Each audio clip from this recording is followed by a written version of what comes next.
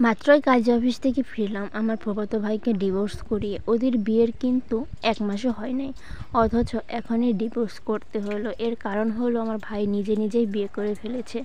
পালিয়ে বিয়ে করেছে বলে আমার ফুপু আর ফুপা কেউ মেনে নিতে পারেনি। ফুপা শোনা মাত্রই বাজারে গিয়ে একটা কাফনের কাপড় আর একটা মৃত মানুষকে দাফন করতে যা যা প্রয়োজন সব কিছু কিনে নিয়ে আসছে। আঙ্কেল বাড়িতে এসে ফুপুকে বললেন, যদি তোমার ছেলে আমার বাড়িতে তার বউকে নিয়ে আসে তাহলে হয়তো সে মারা যাবে, নয়তো আমি মারা যাব। ফুপু কিছু বলতে পারে নাই, শুধু কান্নাকাটি করেছে।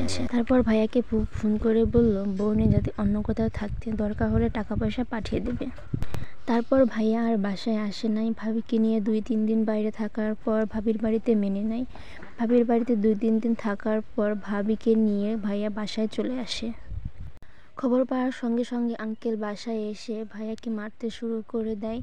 ভাবি ভাইয়াকে নিয়ে বাইরে চলে যায়, মানে অন্য জায়গায় চলে যায়। এরপর ফুপু অনেক কান্নাকাটি করে, কান্নাকাটি করেও কোনো লাভ হয় নাই।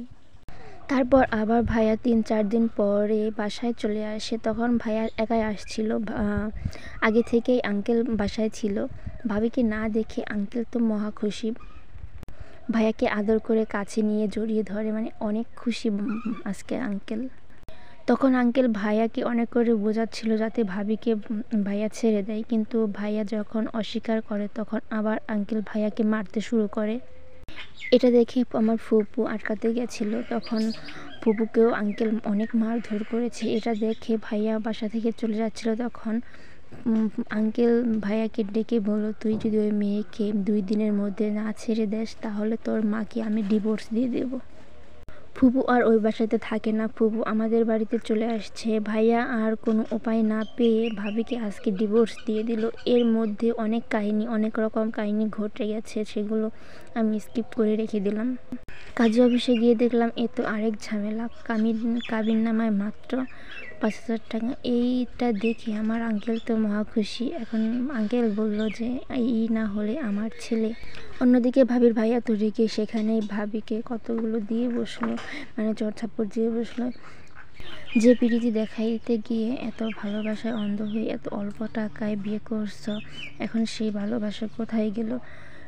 এই একজন মেরুদণ্ডহীন ছেলেকে বিয়ে করছো, এই তার পরিণাম। এখন তুমি কোথায় যাইবা? এখানে সবাই শুধু টাকাটাই দেখলো, কিন্তু ওদের মনের অবস্থা কেউ দেখলো না। এই নাকি সেই ফ্যামিলি যারা আমাদের সবার ভালো চায়।